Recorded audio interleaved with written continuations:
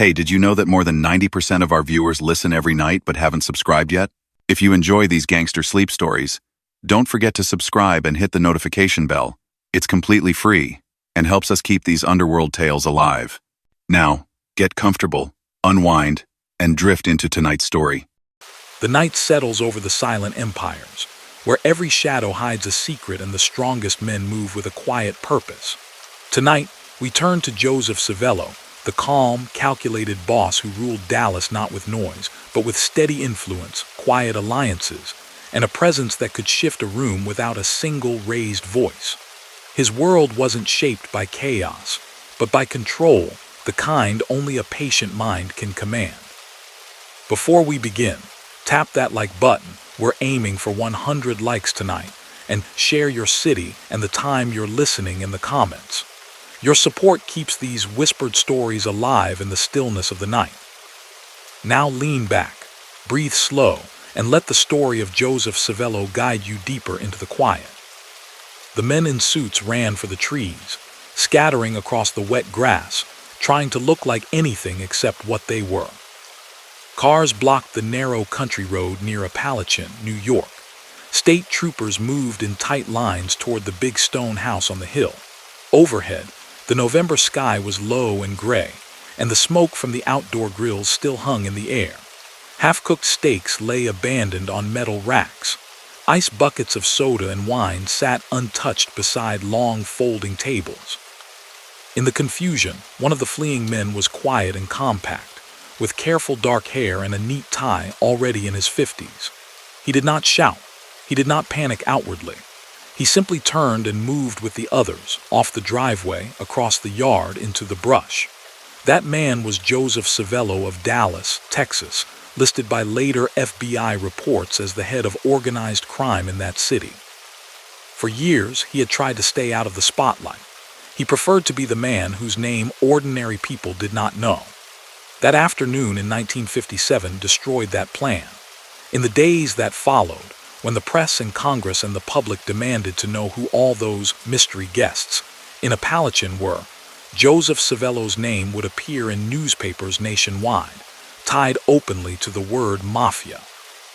Long before the cameras and the headlines, though, he had been only one more boy in an immigrant family, living far from New York, in a part of the country where few imagined there was any organized crime at all.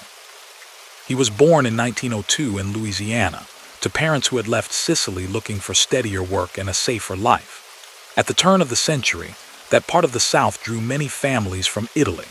Sugarcane fields, railroad yards, and docks all needed cheap labor. Sicilian neighborhoods grew up near the river, a mix of small groceries, boarding houses, and churches where the old language and customs survived.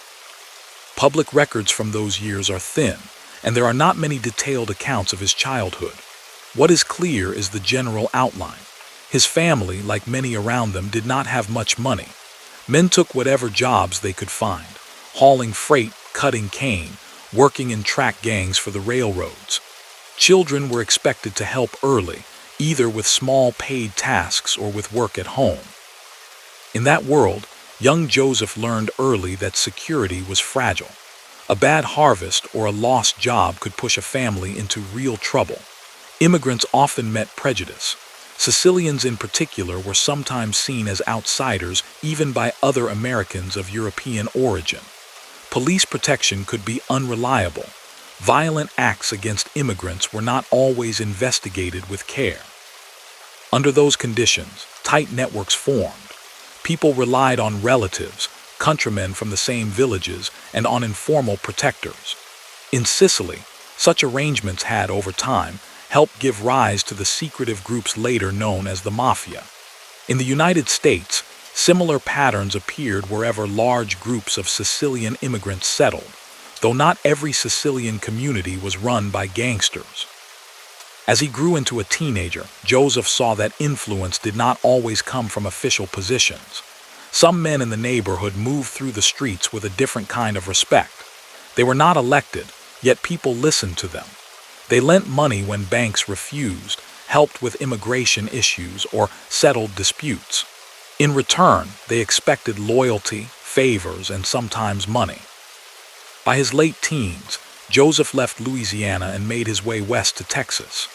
Dallas in the early 1920s was not yet the sprawling city it would become, but it was rapidly expanding.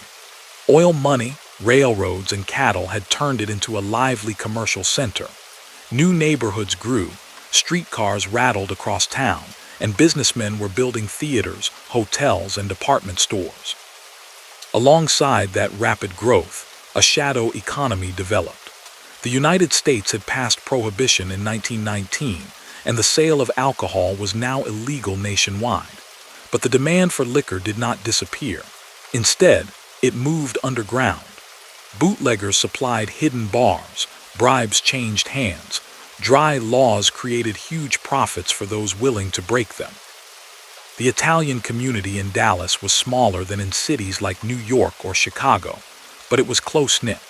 Among those settling, there were the Peranio brothers, Carlo and Joseph, Sicilians who would later be identified as the early leaders of what came to be called the Dallas crime family.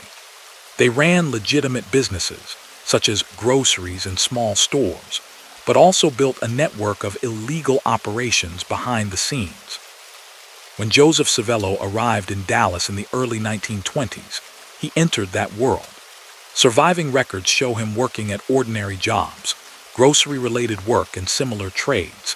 Yet law enforcement files and later investigations agree that he soon became involved in illegal activity. The combination of prohibition, rapid urban growth, and the presence of experienced Sicilian organizers made Dallas fertile ground for a young man who wanted more than a clerk's wages. Bootlegging, then, was not just about smuggling barrels across borders. It involved coordinating shipments, bribing officials, running storage warehouses, and protecting trucks from hijackers. In those operations, someone quiet, careful, and loyal could make himself useful. From scattered government notes and testimonies decades later, a picture emerges of a young Civello who attached himself early to the Peranio circle. He did not begin as a leader. Few men in such organizations did. Newcomers started with small jobs, watching doors at meetings, carrying messages, helping load trucks at night, or collecting payments. The stakes were high, but so were the profits. Illegal liquor in Dallas flowed not only to working-class bars, but also to private clubs and back rooms in expensive restaurants. The network needed people it could trust, especially men who shared their language and background. Those years hardened the patterns that would shape his life. He moved in a world where silence was prized, and where disagreements, if not resolved through quiet negotiation, could be settled by intimidation or violence. Newspapers of the 1920s in Dallas carried occasional reports of shootings or beatings linked to liquor disputes, though his name did not always appear. Later FBI analyses would describe him as involved in bootlegging activities during that period, part of a group of Sicilian-born or Sicilian-descended men consolidating control over vice in the city. As the 1920s went on, another illegal market drew attention: narcotics. Heroin and morphine, regulated by federal law after the First World War, became targets for traffickers who saw in them a high-profit trade. Federal agents focused particularly on networks with international ties, and Sicilian-American groups appeared in several of their reports. In Dallas, investigations in the late 1920s and early 1930s connected Joseph Civello to narcotics trafficking. Court records show that he was arrested and convicted under federal narcotics laws, part of a larger crackdown that targeted several people in the region. The exact details of each transaction are not spelled out in surviving summaries, but the charges were serious enough to result in a prison sentence. That conviction is one of the clearest early markers separating him from the mass of struggling immigrants around him. Many men broke minor laws, dodging prohibition agents or paying small bribes. Not everyone stepped into the even riskier world of drug trafficking. His decision to participate in that market showed a willingness to take on greater danger for greater financial gain, and to tie himself firmly to criminal circles that U.S. authorities already viewed with alarm. Prison in those days was harsh and offered little rehabilitation. For a man like Civello, it served as both punishment and networking opportunity. Across the United States, penitentiaries held a mix of small-time offenders and more established figures in the underworld. In that environment, connections formed and reputations spread. Someone known to be close to the Piranhos, already part of the Dallas rackets, would not have been isolated. When he eventually returned to Dallas after serving his time, he did so not as a blank slate, but as a man marked in federal files and known in his community. He had proven his silence in court. He had served a sentence without, so far as the record shows, turning government witness against his associates. In the culture of organized crime, that counted for a great deal. By then, Prohibition was entering its last years. The nation was in the grip of the Great Depression. Banks were failing, farms were collapsing, and unemployment soared. In such conditions, the illegal economy, for all the harm it did, could still appear to some as a rare, if dangerous, source of steady income. Dallas itself kept growing. Oil discoveries in Texas brought new fortunes. Construction projects continued. Alongside the legitimate boom, the vice markets expanded. Gambling dens, bookmaking on horse races, illegal card games, and loan sharking operations that charged very high interest to borrowers shut out of formal credit. Into that expanding underground economy, Joseph Civello reinserted himself, this time with more experience and a clearer sense of where power lay. Law enforcement documents from the 1930s and 1940s later identified him as closely associated with the Piranha brothers, who by then were recognized, at least within confidential reports, as the leading figures of organized crime in Dallas. Under their direction, he took on more responsibility in gambling and in the management of certain night spots. The authorities of the day did not yet speak in public about a Dallas Mafia, but inside private memos, federal agents had begun to map the city's underworld structure, placing Civello within a hierarchy that mirrored, on a smaller scale, what they saw in larger eastern cities. In those sketches, he appears as a rising organizer, trusted by older bosses, with a reputation for being calm and deliberate rather than showy. Every step up that ladder meant deeper involvement in wrongdoing. Gambling underworlds depended on collecting debts with pressure that could become ugly. Narcotics brought addiction and suffering into communities. Protection rackets squeezed money from small businesses by threatening trouble if payments stopped.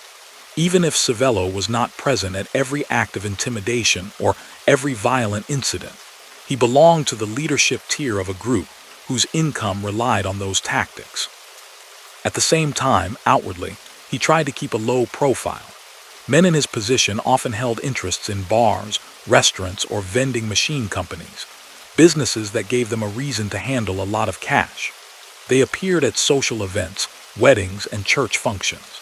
In cities like Dallas, where the stereotype of the gangster was still associated mainly with Chicago and New York, a man like him could pass for a successful businessman to those who did not look too closely. By the mid-1930s, then, Joseph Civello was no longer just a young immigrant trying to find his way. He had chosen a path that placed him squarely in opposition to the law, earning money through a mix of illegal ventures that hurt many and corrupted local institutions. He moved through Dallas as both a neighbor and a hidden power, maintaining an image of respectability while holding a position inside a criminal organization that authorities were only beginning to understand. Far away in Washington, D.C., congressional committees and federal agencies were studying organized crime across the country.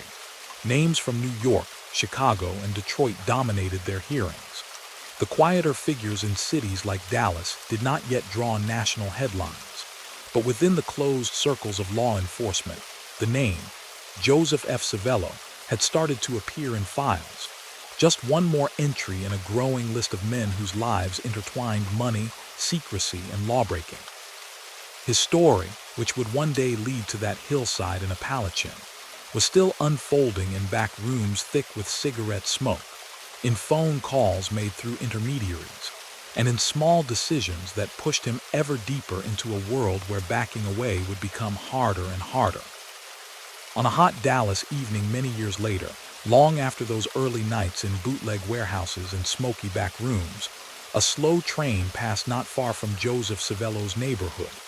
The wheels clicked over the rails, a steady beat in the distance. On the front steps of a modest brick house, a man in his 50s sat without a jacket, shirt sleeves rolled, reading a newspaper in the fading light. Children rode bicycles up and down the block. A neighbor watered a narrow strip of lawn. The man on the steps nodded politely when people passed. To the mailman, he was just Mr. Civello, a quiet fellow with careful manners who always paid the gas bill on time. Few of those neighbors knew that inside federal files his name appeared beside words like racketeer, narcotics violator, and suspected mafia leader. They did not see the phone calls he made from pay phones downtown, or the late-night meetings in the backs of cafes where no receipts were written and no one used last names. To understand how he reached that strange balance, ordinary neighbor on the surface, hidden power beneath, you have to follow him through the long stretch between the end of Prohibition and the post-war boom, when both he and Dallas changed shape. When Prohibition ended in 1933, many small-time liquor runners lost their main source of money. Legal bars returned, breweries reopened, and the government took back the alcohol trade. Men who had built smuggling networks had to decide what to do next. Some washed out, drifting into other work. Others shifted sideways into gambling loan schemes, and the drug market still tightly controlled by law. In Dallas, the perennial group with whom Civello was already closely tied made that pivot.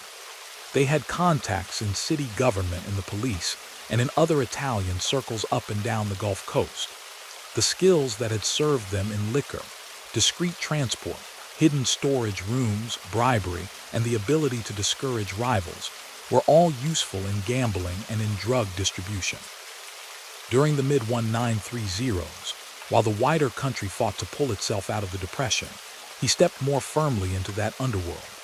Public records show that he came under law enforcement scrutiny more than once. After his earlier narcotics conviction and prison time, he was not an unknown figure. Agents kept his name in their index cards, and Dallas police watched him as they could, though consistent surveillance was difficult in that era. Arrest reports and later FBI summaries mentioned that he faced additional charges during those years, including accusations tied to violence and illegal betting. Some cases did not lead to long sentences. Witnesses changed their stories, juries hesitated, or charges were reduced. In one instance, he was arrested after a serious assault, accused of being involved in a planned attack. The case did not end with a major conviction, yet the incident strengthened his reputation inside both the underworld and police circles as someone close to serious trouble. These brushes with the law were not random. Men in his world enforced debts and protected territory through fear. If a gambler refused to pay or a rival tried to open a competing game without permission, there might be a severe beating, a car forced off the road, or a shop front destroyed after dark. The line between business talk and genuine danger was often thin. Even when he stayed in the background, giving instructions through others, he was part of the leadership that approved those methods. At the same time, he helped run more polished ventures.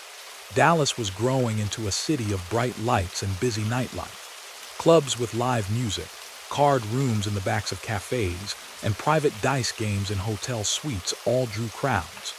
Many of these places needed silent partners, men who could handle security, arrange credit, and smooth over troubles with local officials. Civello's quiet manner fit that role. He was not a loud figure in public rooms. He preferred a back table, away from the bandstand. He listened more than he spoke, testing people for reliability before bringing them into anything that truly mattered. Younger men in the Italian community who wanted quick money gravitated toward him and the perennial circle, seeing in them a path to a certain kind of power. By the late 1930s, The Dallas group had also developed close ties with the famous Maceo brothers in Galveston, who controlled that island city's thriving gambling and entertainment scene.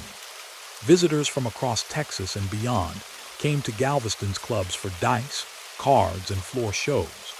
The Dallas organization helped feed that stream of customers, steering wealthy bettors southward and sharing in profits from the games. Though Civello did not stand on stage or greet tourists at the door, investigators later identified him as one of the figures connecting Dallas operations with Galveston's Underworld. These arrangements strengthened his position. He was no longer just a local figure collecting bets on street corners. He dealt with men who ran large casinos and who maintained understanding with sheriffs, judges, and city politicians along the Gulf. Then came the Second World War. Dallas boomed as aircraft plants and military facilities expanded. Workers poured into the city, earning steady paychecks building planes and equipment. With more money in their pockets, many sought entertainment on weekends and after hours. Illegal businesses, from card rooms to back-alley bookmakers, thrived. For law enforcement, wartime meant new priorities. Federal agents focused on espionage, sabotage, and protecting strategic industries. That shift created opportunities for organized crime to operate with somewhat less national pressure. In Texas, local police still raided gambling halls and arrested bookmakers, but their actions were uneven. Some officers accepted envelopes of cash in parking lots or at diner counters. Others tried sincerely to clamp down and found themselves transferred or isolated. Within that wartime swirl, Civello's influence solidified. He was by then firmly joined to the Peranio organization, acting as a trusted lieutenant. When disputes arose between different gambling operators, he often sat in on quiet meetings meant to settle things before they spilled into the streets. The goal was not peace for its own sake, but steady income and as little noisy attention as possible. Despite that preference for calm, violence still occurred. Rival gamblers did not always back down, and not every independent operator was willing to pay tribute to the Dallas group. Newspaper stories from those years mention unsolved shootings and beatings in and around the city, some linked by officers, often only behind closed doors, to racketeering feuds. His name rarely appeared in print beside those cases, yet confidential reports by detectives sometimes connected him indirectly, listing him among the men believed to benefit from settling such disputes harshly. There was also the continued shadow of narcotics. Heroin and other opiates, though used by relatively few compared with alcohol or gambling, brought enormous profit per ounce. Trafficking routes ran from international ports through cities like New Orleans and on to inland hubs, including Dallas. Old contacts from his earlier conviction did not simply vanish. Law enforcement memos from the 1940s noted that he remained a subject of interest in drug investigations, though there were no new major narcotics convictions on his record in that period. His daily life, meanwhile, looked outwardly ordinary. He married and maintained a household. Neighbors saw him go to mass, attend family gatherings, and drive a modest car. He did not flaunt luxury the way some big city gangsters did. There were no custom suits in loud colors, no photo spreads in tabloids posing beside fancy cars. Part of that reserve came from personal style, part of it came from practicality. In a city where the idea of a mafia boss still felt distant to many people, blending in was a protective habit. After the war, the United States entered a new era of prosperity, and Dallas surged forward with it. New suburbs appeared, highways stretched outward, and downtown towers climbed higher. Legitimate businesses spread across the region, but the illegal economy kept pace. With more people came more bettors, more drinkers looking for after-hours clubs, and more borrowers shut out of formal banks. The Dallas group under the Peranios, with Civello increasingly central, adjusted to these conditions. They took a stake in vending machine companies that placed jukeboxes and slot machines in bars and diners, some of which were rigged or used as cover for other dealings. They backed bookmakers who took bets not only on horse races, but on sports events, eventually including professional football as that game grew in popularity. They extended credit at steep rates, using tough collectors to keep payments flowing. During the late 1940s, federal awareness of organized crime shot upward. Stories of powerful syndicates controlling gambling, unions, and city contracts filled national magazines. In response, the government increased surveillance and information sharing across state lines. The FBI built detailed files on suspected racketeers, tracking where they traveled, who they met, and which businesses they touched. In those thick folders, the name Joseph F. Civello appeared more often. Agents noted his past conviction, his ties to the Piranhos, and his suspected role in illegal betting and loan schemes. They mapped his connections to other figures, including underworld leaders in New Orleans and Galveston. They did not yet have the kind of taped conversations or bank trail evidence that would become more common decades later, but they understood that he was not a minor street-level operator. Around 1950 and 1951, the Kefauver Committee, the U.S. Senate Special Committee to investigate organized crime and interstate commerce, held widely publicized hearings around the country. The committee shined bright lights into back rooms from New York to New Orleans, calling gamblers, union bosses, and known racketeers to testify under oath. Millions of Americans watched on early television sets as witnesses dodged questions, invoked the Fifth Amendment, or stumbled into damaging admissions. Dallas did not escape notice, though it was not as central to the hearings as cities like Chicago. Gambling boss Benny Binion, who had long run a wide betting and protection network in Dallas, came under heavy federal attention and eventually relocated to Las Vegas. That shift created a partial vacuum in the local underworld. The Italian group led by the Piranhos, including Civello, stepped more securely into areas Binion once dominated, especially in bookmaking and certain protection rackets. The committee's work also gave ordinary Americans a clearer sense of how interconnected underworld operations could be. They saw charts showing lines between cities, linking men in Texas to figures in Louisiana, New York, and even overseas. Within that growing understanding, federal interest in regional leaders like Civello increased. Agents visited Dallas more often, met with local detectives, and circulated internal reports naming him as a key target for long-term investigation. Inside his own circles, his standing kept rising. As the 1950s began, Giuseppe Joseph Piranho was aging. Years of supervising both open and hidden affairs had taken a toll. Though still respected, he increasingly relied on trusted lieutenants to handle daily matters. Among those, Civello stood out. He had proven loyalty over decades, kept his cool under pressure, and rarely drew. Personal publicity. According to later FBI assessments, he effectively acted as a high-ranking organizer by the early 1950s, even before any formal change in titles. He oversaw gambling operations in certain Dallas neighborhoods, approved expansions into nearby towns, and served as contact man with underworld associates in other states. When younger men were introduced into the inner circle, he was one of the figures they met, a measure of trust and a reminder that this world came with obligations as well as rewards. Those obligations included maintaining discipline. If someone in the organization stole from a shared operation, lied about earnings, or talked too freely to police, punishment followed. In serious cases, that could mean permanent removal. Killings tied to the Dallas underworld during those years were rarely solved. Suspects stayed silent, witnesses vanished, and cases went cold. While surviving documents do not place him personally at any such act, they do portray him as a decision-maker in a group that used targeted violence as a tool. Yet life also had quieter moments.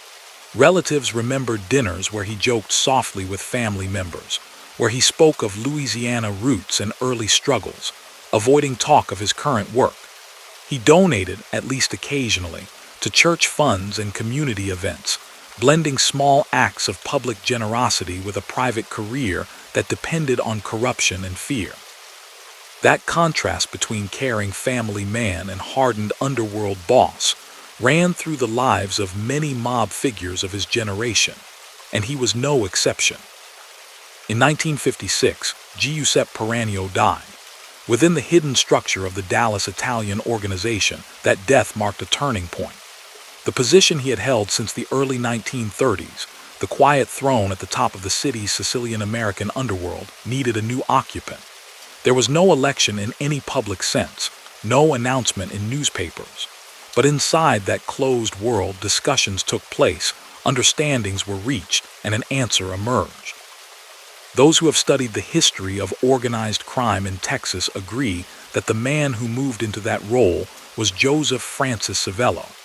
Federal agencies soon listed him in their internal charts as the head of the Dallas crime family. Years of slow advancement, steady profits, and careful survival had brought him to that point. He accepted that responsibility knowing full well what it meant. It brought greater income from every illegal activity in the network, but also heavier risk. Rival groups would measure themselves against him. Police and federal agents would now see him, not as a lieutenant they could pressure to reach someone above, but as the central prize. For the moment, though, in that mid-1950s Dallas neighborhood, none of that tension was visible to the families on his street. They saw only the man on the front steps in the evening, newspaper spread on his knees, head lifting when a car turned the corner. Somewhere inside the house, a telephone might ring, carrying the voices of men from New York or New Orleans, from Galveston or Shreveport, each with their own worries and schemes.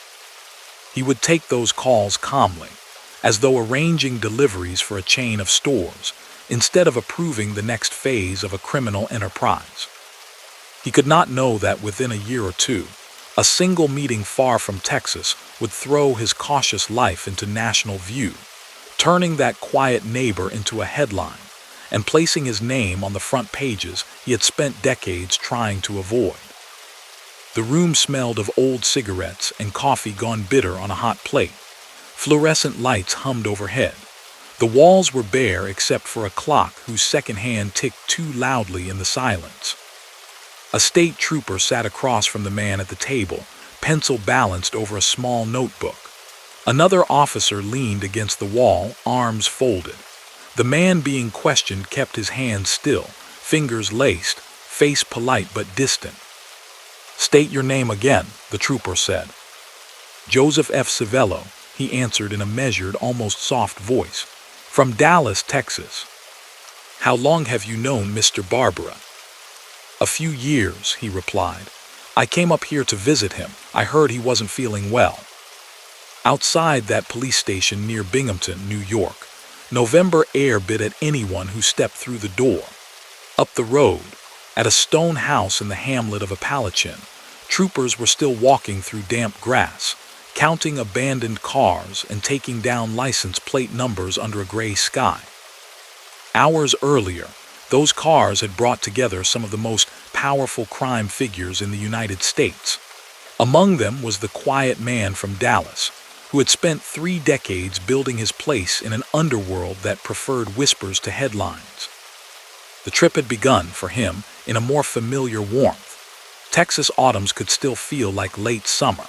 When he left Dallas for New York, he knew the meeting he was heading toward was no social picnic, no simple reunion of old acquaintances. Word had spread privately.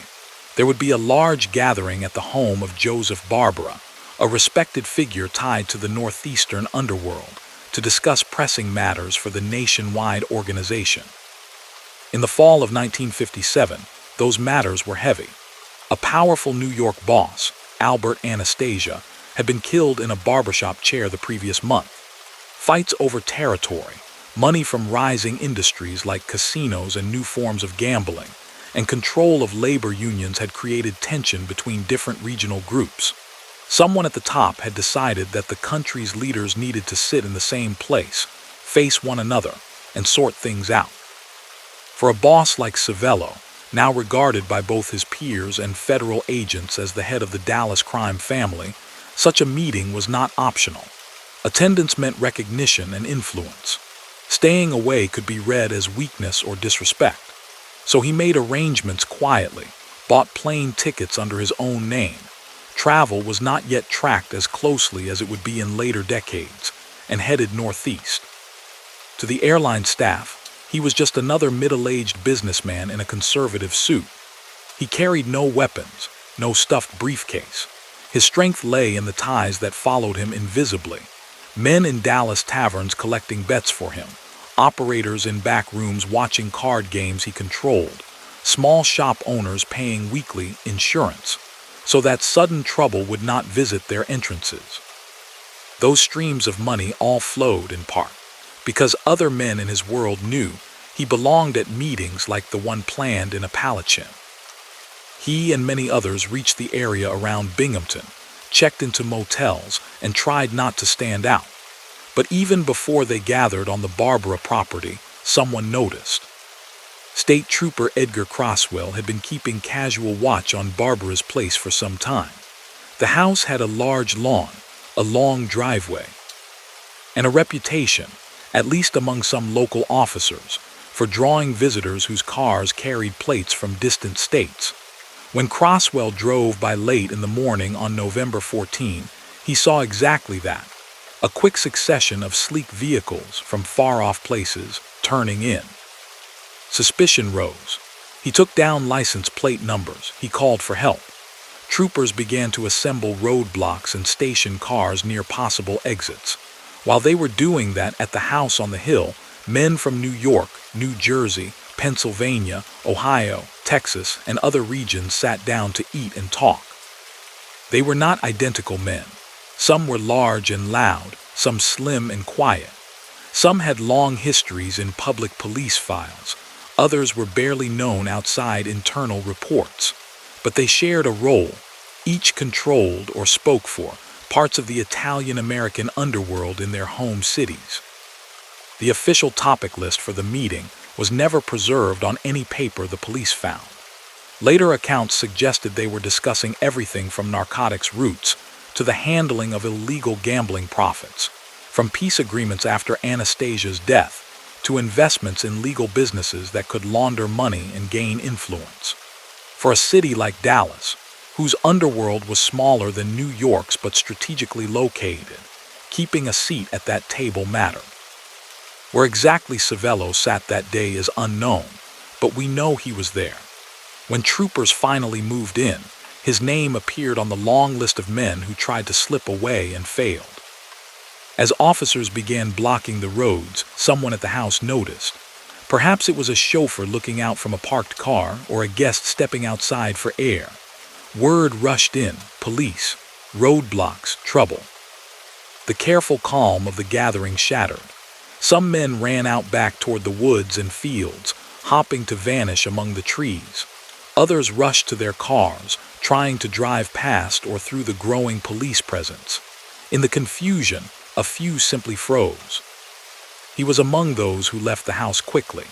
The grounds around Barbara's estate were wet and uneven.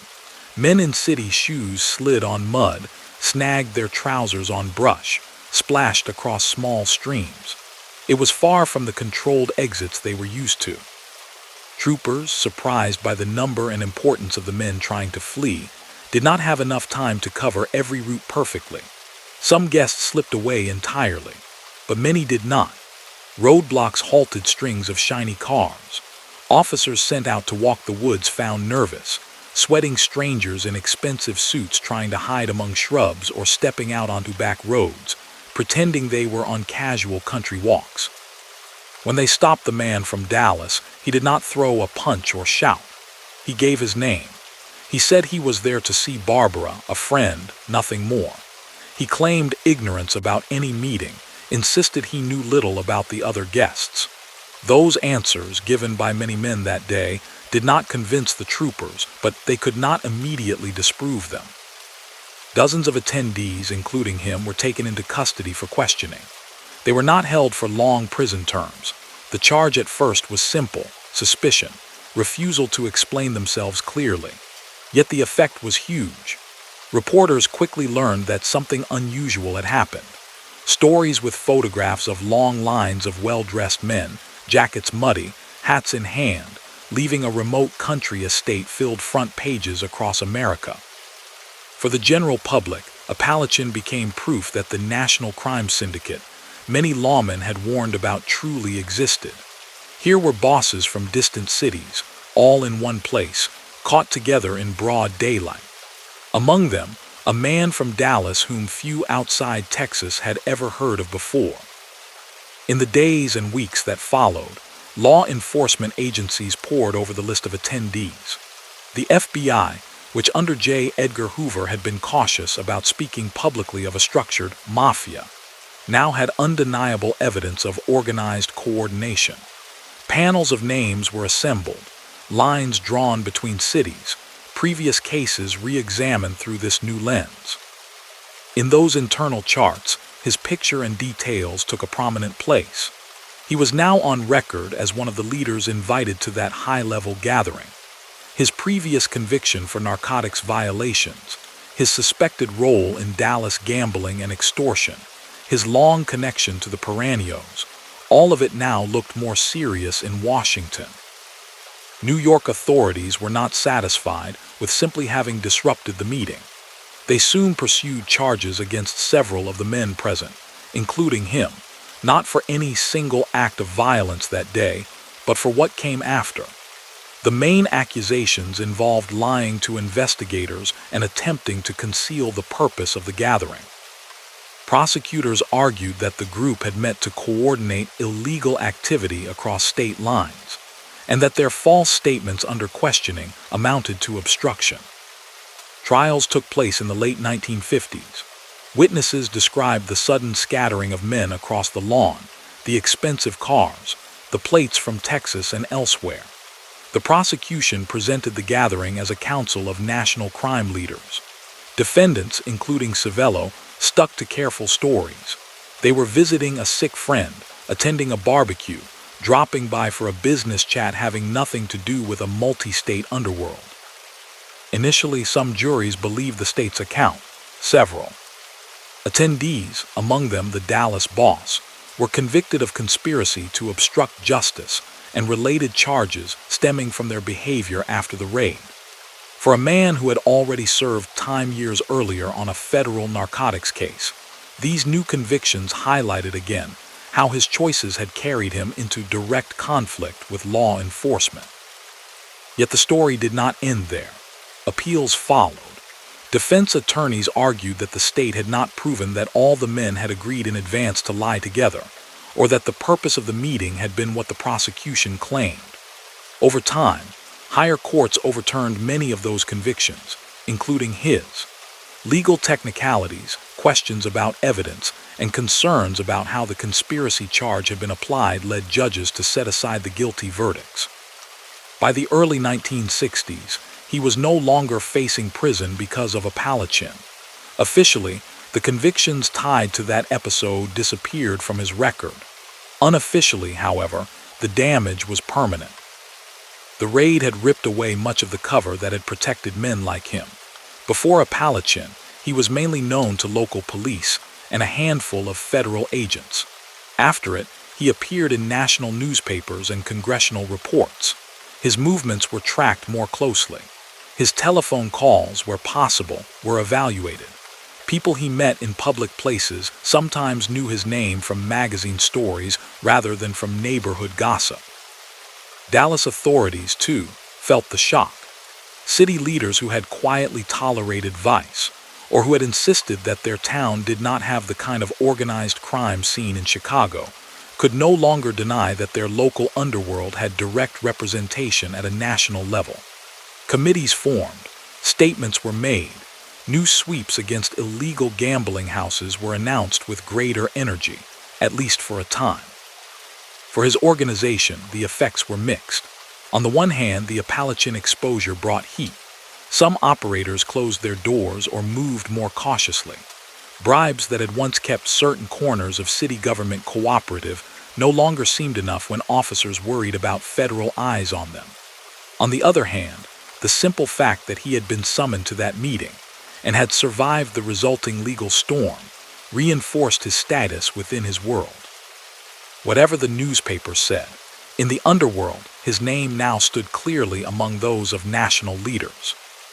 He adjusted.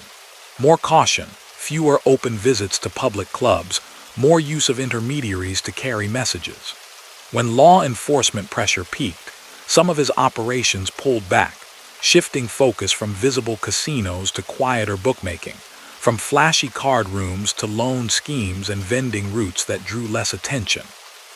Throughout the early 1960s, as the Kennedy administration turned a spotlight on organized crime and on figures like New Orleans boss Carlos Marcello, he tried to keep Dallas from becoming the next headline. Investigators believed that the Dallas outfit had links with Marcello's organization, given the geographic path from Louisiana through East Texas, but the exact terms of that relationship stayed murky. Some FBI analysts described the Dallas group as subordinate to New Orleans. Others saw it as more independent but cooperative. In either case, he was viewed as the man in charge of Dallas's Italian-American underworld, answerable only to peers of similar rank. His personal life remained steady on the surface. He kept his home, kept his habits, continued to present himself as a businessman with varied interests. Tax records showed income from legitimate ventures, restaurant stakes, vending machine companies, small property holdings. Those fronts allowed him to explain money that came from less clean sources and to sit at local civic events without raising instant suspicion among those who did not follow crime news closely. Behind those fronts, his organization carried on with the same main sources of illegal profit that had supported it for years. Gambling remained central: horse race bets taken by phone, dice games in private rooms, card games that ran long into the night under the watch of trusted guards. Loan sharking filled another niche, offering cash at high interest rates to those shut out by banks, small business owners, problem gamblers, people in sudden trouble.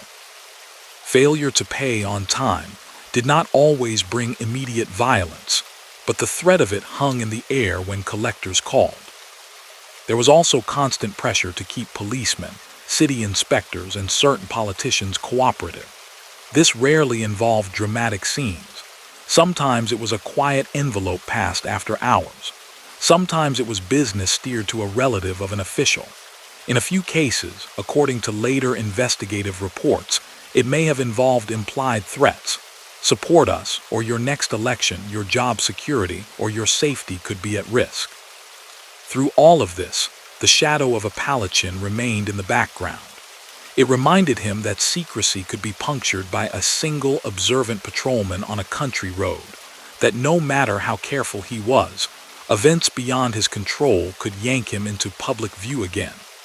It also altered the way the federal government treated men like him.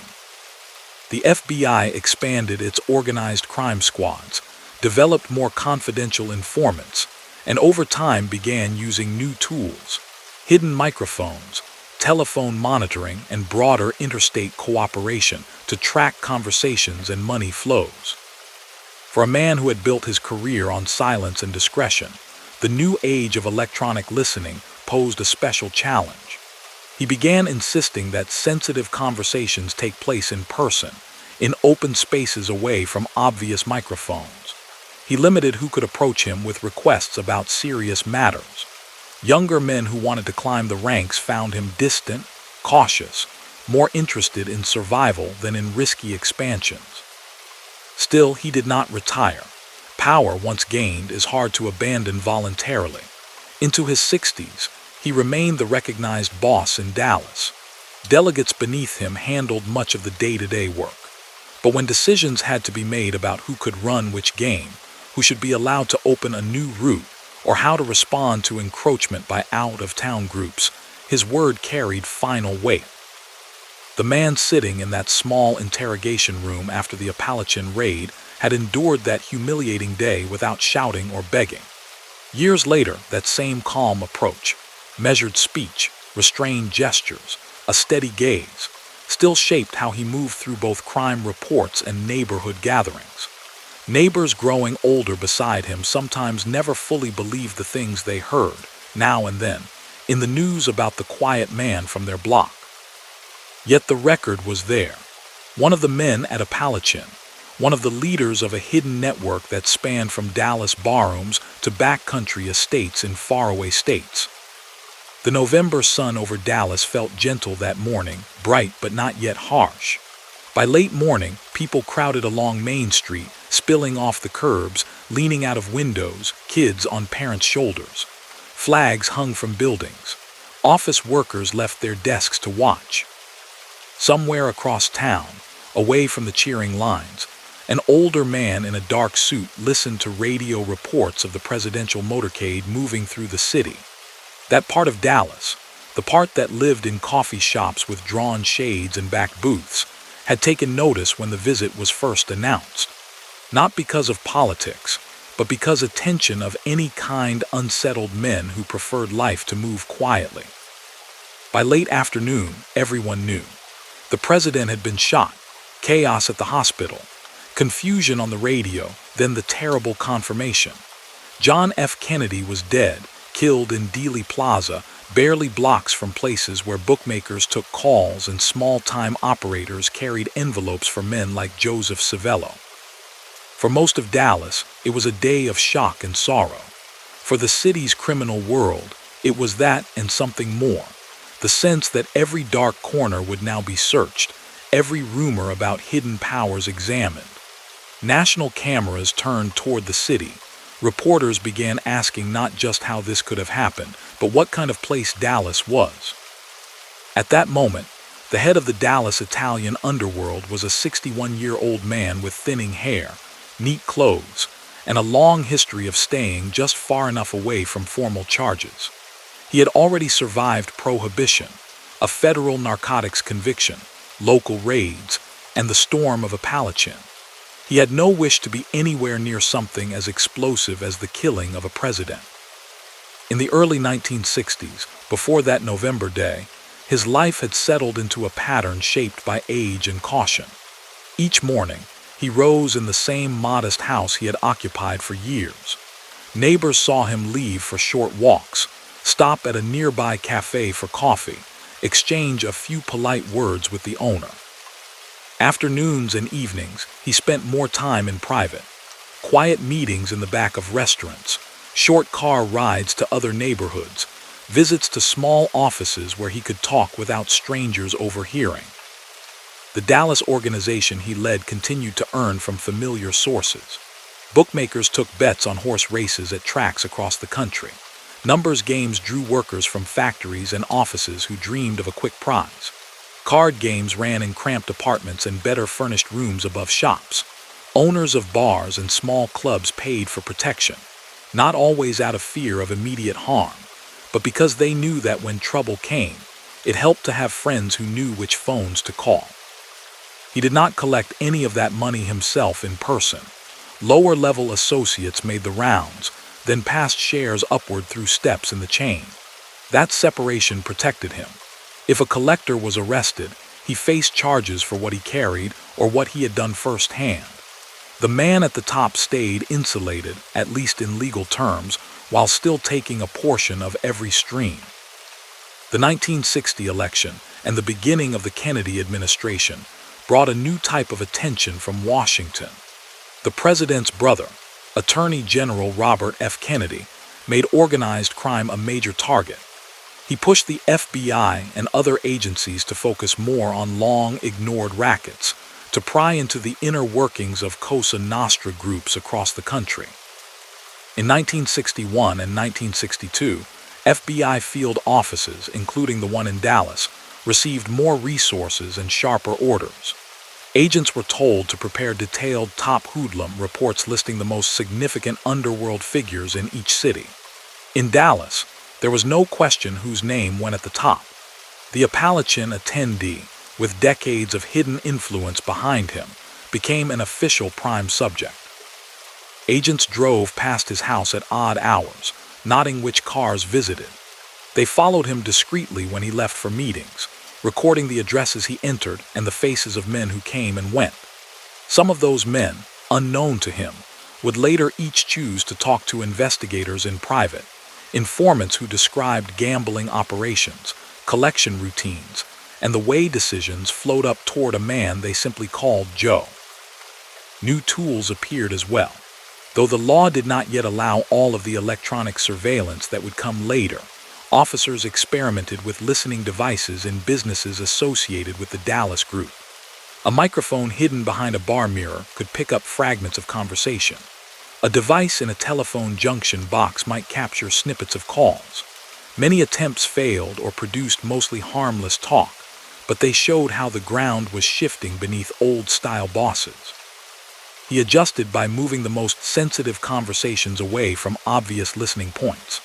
Plans for new ventures, discussions of discipline, and talks about dividing profits were held in open spaces, park benches, short walks along quiet streets, short drives where car windows stayed cracked so outside noise could hide their words. He limited what he said around younger associates unless he had known them for years. Even with these precautions, his organization was not invisible. Police occasionally raided gambling spots, arresting dealers and players, seizing dice, cards, and ledgers. Newspapers reported these busts as blows against the gambling racket, but rarely named the men behind the scenes. Cases often ended in fines or short jail terms. The deeper structure remained largely untouched. When the president visited Dallas in November 1963, that structure did not change overnight. Gambling and loan operations still ran that morning as they had the day before. Yet the events that followed, Lee Harvey Oswald's arrest, then, 2 days later, Jack Ruby's shooting of Oswald on live television, brought law enforcement attention onto Dallas's hidden world in a way he could never have welcomed. Jack Ruby was a nightclub owner, a man who knew dancers, bartenders, reporters, and low-level police officers.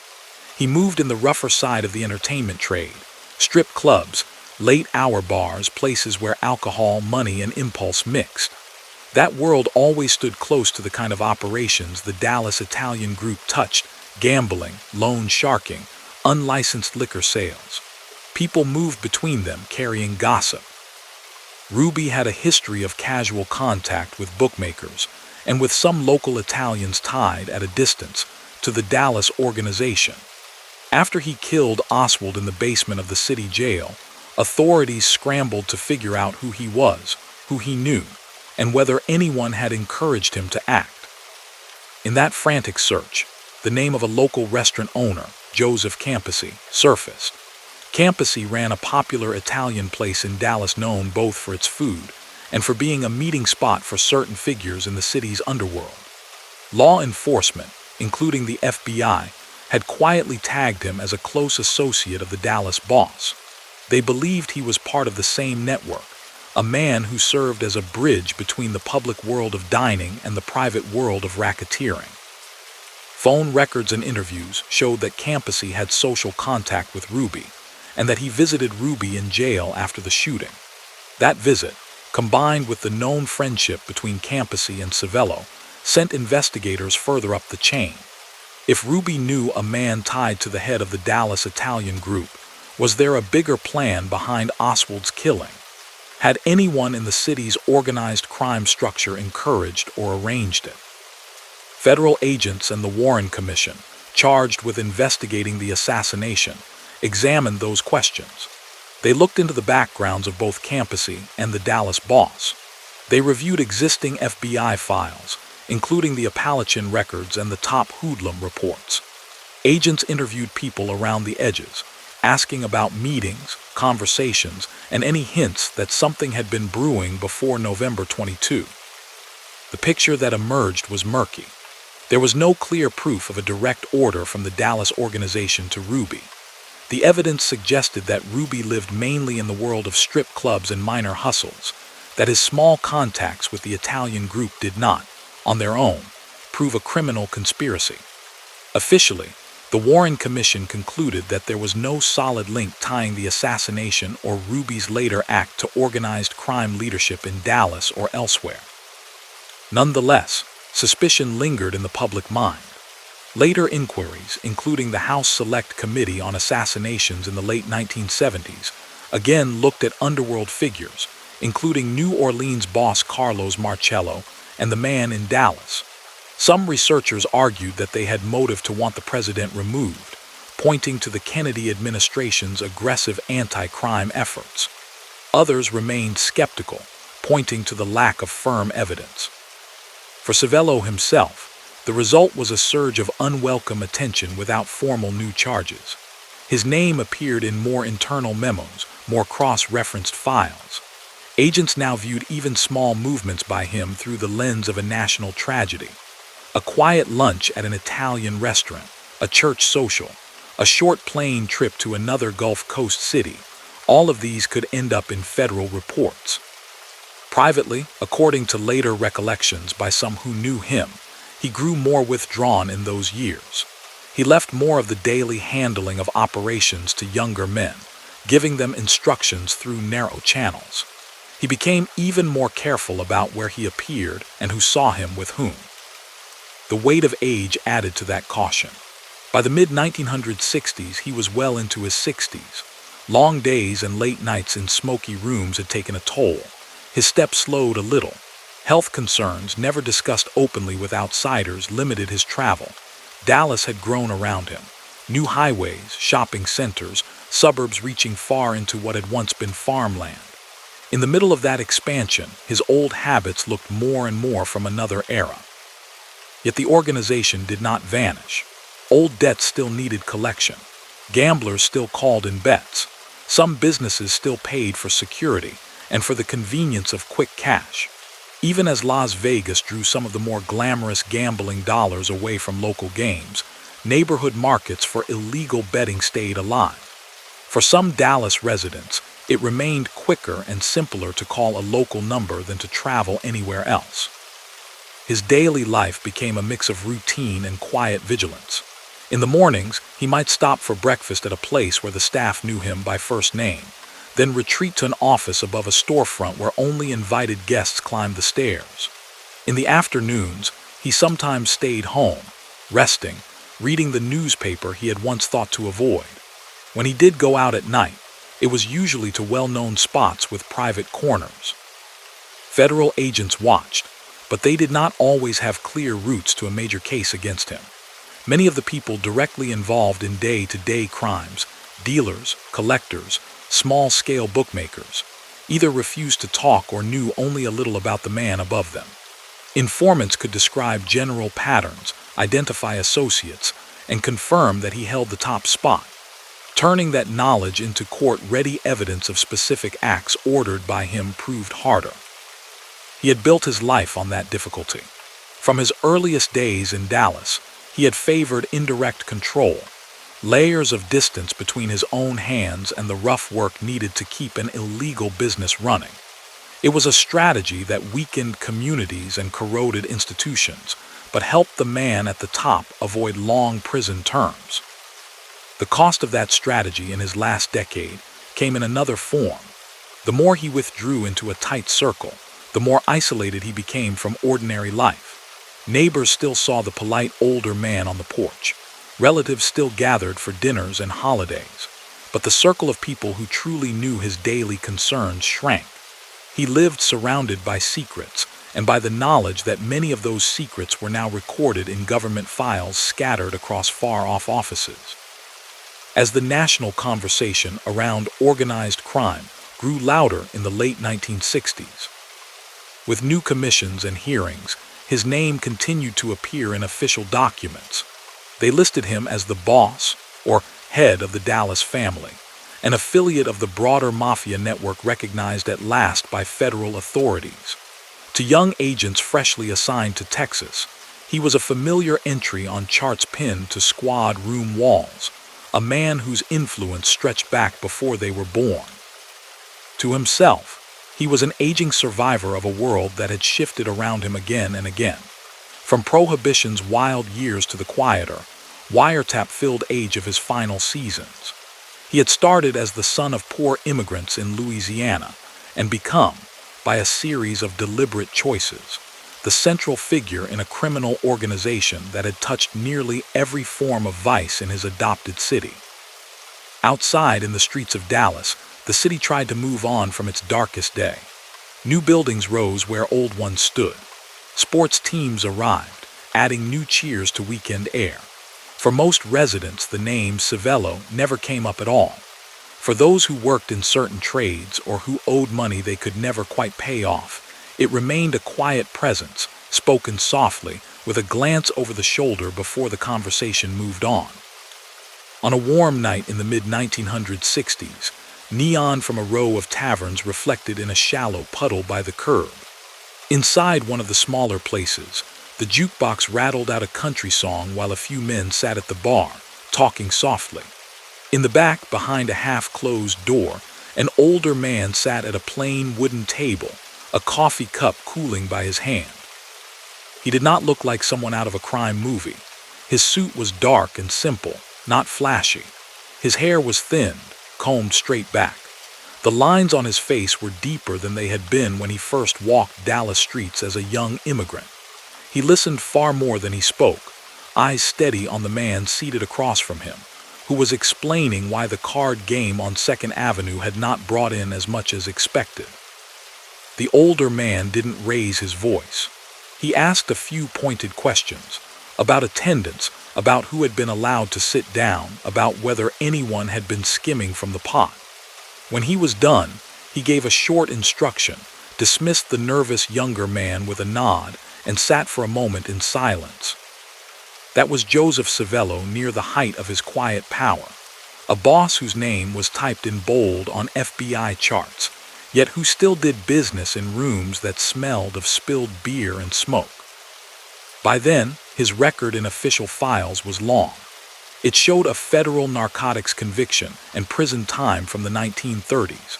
It listed earlier episodes of violence, including arrests on serious assault charges that had brought him into Dallas courtrooms in his youth. It included notes on gambling cases where his name surfaced behind men arrested at dice tables or caught running bookmaking phones. Added to that were the Apalachin documents and the conspiracy convictions that had been overturned on appeal. Agents reading that file in the 1960s saw a consistent pattern. A man who had moved from drug trafficking in his 20s and 30s into a leadership role over gambling, loans, and protection rackets in his 40s and 50s, then survived a national scandal without ending up back in a cell. They also saw something else that frustrated them, a shortage of clear, direct evidence tying him personally to specific acts they could prosecute in the new decade. Part of that gap grew from the way his organization worked. Street-level collectors dealt with bar owners and small shopkeepers, enforcing illegal debts through intimidation, veiled threats, visits at closing time, sudden damage to property if someone held back too long. Bookmakers took calls from bettors, wrote numbers in small notebooks that could be burned or flushed at the first sign of a raid. Card games and dice tables moved from place to place. Above them sat middlemen who gathered profits and passed them along. Only after money had been washed through several sets of hands did it reach him. That structure meant that when police made an arrest, they often caught only the lowest ring in the chain. The older boss remained untouched, except in carefully worded intelligence memos. Still, he was not invisible. Dallas detectives knew which restaurants tended to fill up with Italian speakers late at night, which cafes had back rooms that somehow always seemed reserved. They knew the names of men who seemed to orbit around him, some with arrest records of their own, for gambling, for narcotics, for carrying pistols without permits. They noticed when a club that had suffered vandalism one month suddenly hired a new security consultant who happened to be friendly with people in his circle. The federal picture of organized crime had changed sharply during the early 1960s.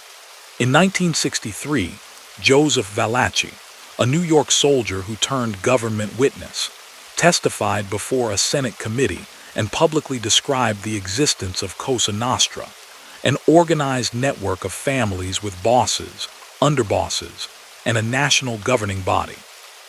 While Valachi focused on the big northern cities, his words confirmed what many agents already suspected. Groups like the one in Dallas were not isolated. They formed part of a wider pattern. Internal Justice Department documents listed the Dallas outfit as one of the smaller mafia families, with clear ties to New Orleans and known connections to syndicate figures in other regions. At the top of those Dallas entries, they put his name. To Washington, he was no longer just a local gambler. He was a recognized boss within the larger mosaic. That recognition brought new federal tools to bear. Congress passed laws that made it easier to use electronic surveillance and to prosecute interstate betting operations. Agents monitored telephones linked to known bookmakers. They planted microphones in social clubs and backrooms when they could get court orders and physical access. Sooner or later, they wanted at least one taped conversation in which someone would mention the boss giving directions. He knew that. Word traveled quickly inside his world whenever a microphone was discovered or a trusted associate was revealed to have been talking to investigators. He cut down the number of people who could approach him with business proposals.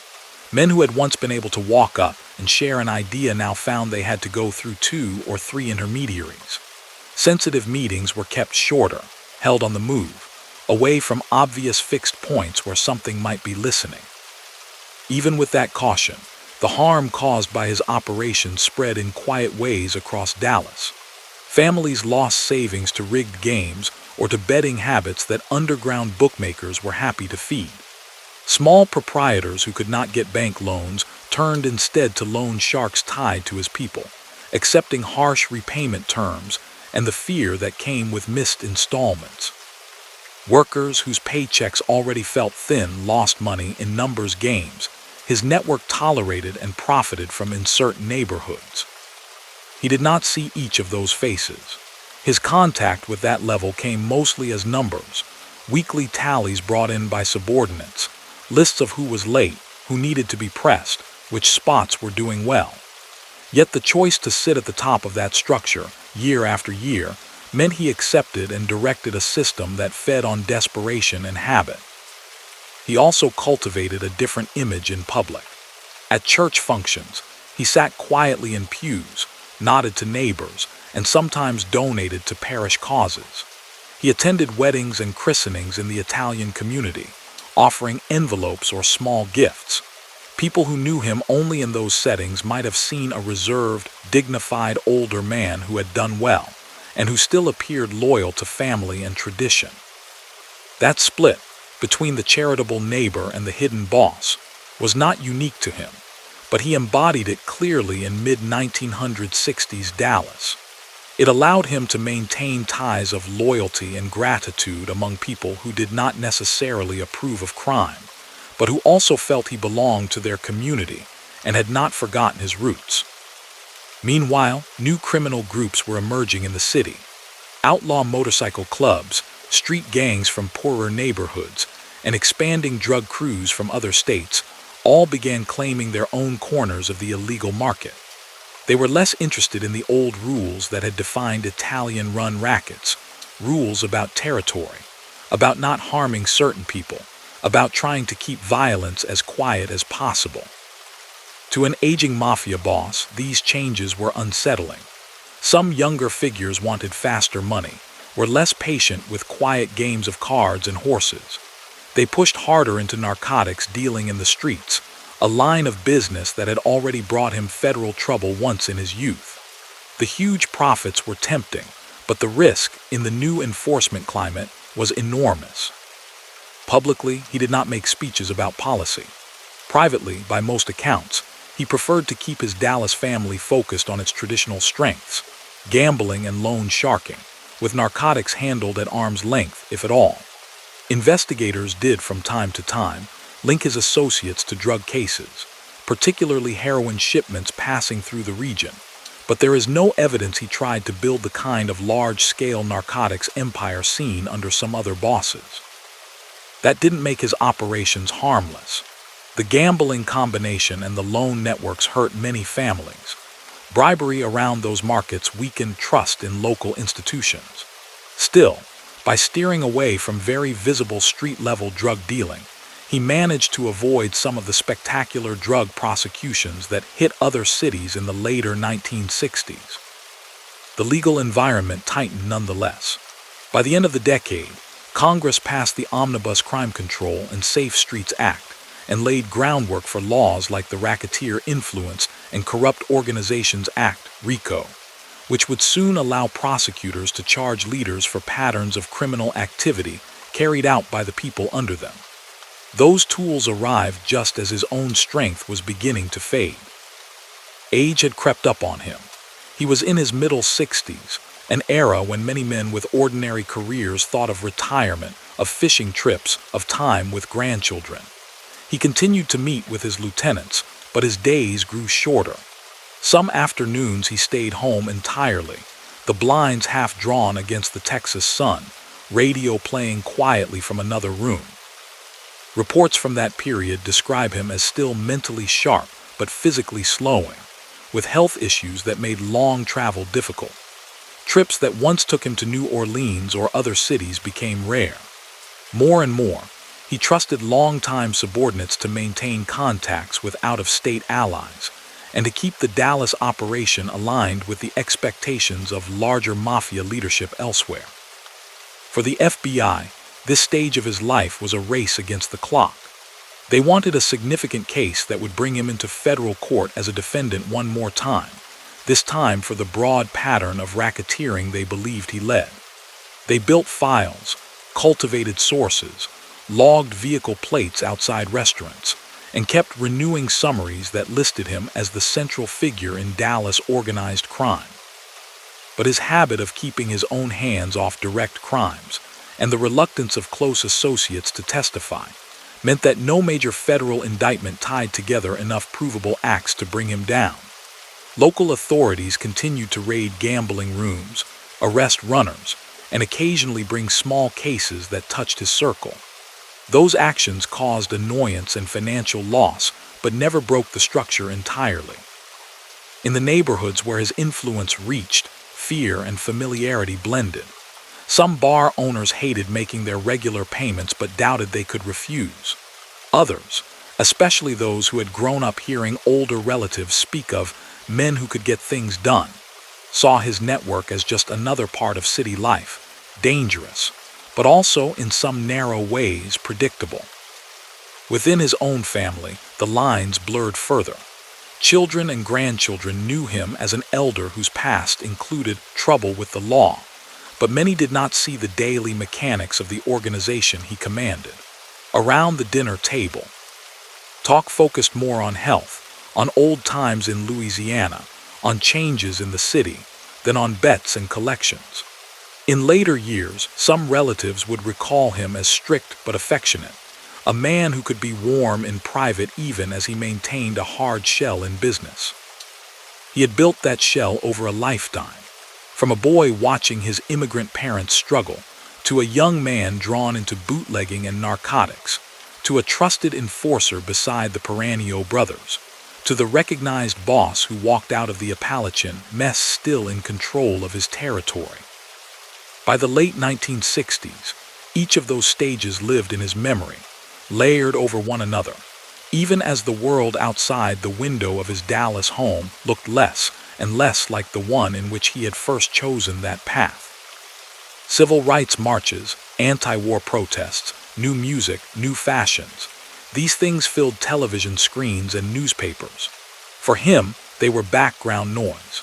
His concerns remained narrower, keeping the money flowing without drawing too much fire, keeping potential informants from getting too close, keeping rival groups from carving up the markets his people had held for decades. Yet no matter how carefully he moved, one opponent he could not outrun was time. The body that had endured prison, sleepless nights, and years of cigarettes and coffee began to falter. His presence at gatherings grew less frequent. When his lieutenants met to settle disputes or plan new ventures, they sometimes did so without him physically in the room, carrying his guidance like a set of instructions they already knew by heart. Law enforcement watched this slow fatting with a mix of frustration and patience. If they could not bring a sweeping case against him, they could continue to pressure the organization he left behind, using the new laws, the stronger surveillance powers, and, increasingly, the willingness of some disgruntled members of the underworld to talk in exchange for lighter sentences. As the decade closed and the calendar rolled toward 1970, the man who had once dashed through wet grass at Apalachin now moved cautiously across his own living room, careful of his footing. Outside, Dallas continued to grow and change. Inside, his world had narrowed to a handful of rooms, a circle of old allies, and the knowledge that a lifetime of decisions had left a complicated mark on a city that barely knew his name. By the end of the 1960s, the city around him hardly resembled the Dallas he had first walked as a young man. Freeways cut across old neighborhoods. Glass towers rose where brick warehouses once stood. Shopping centers and subdivisions pushed the city line farther out every year. Inside a small brick house on a quieter street, an older man moved more slowly than he once had.